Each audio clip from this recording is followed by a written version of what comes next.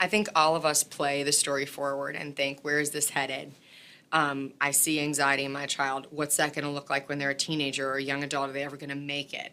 I see anger in my child. What's that going to look like in their relationships and the possible wounds that are going to come?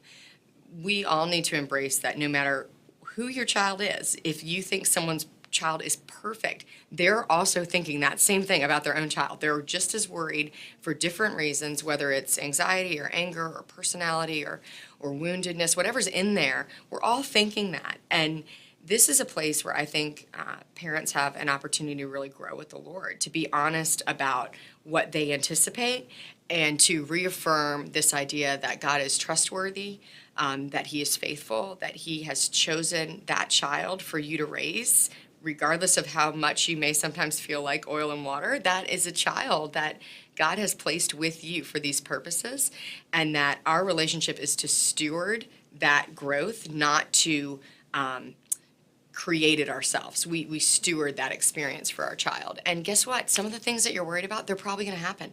So what are you going to do about it today? I mean, what can you do about it? I think at the end of the day, what we want is a relationship that is in place so that when stormy seasons come, we are there.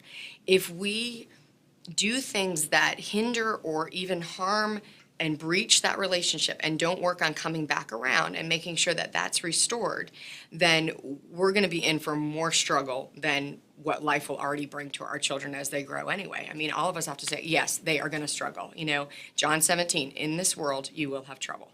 I mean, sometimes almost every day, I'm like, I'm having trouble. Oh, Jesus already told me that in this world you will have trouble. So will your children, so will your spouse, but take heart, I have overcome the world. Knowing Jesus gives us courage to handle what will inevitably come in our lives and in our children's lives.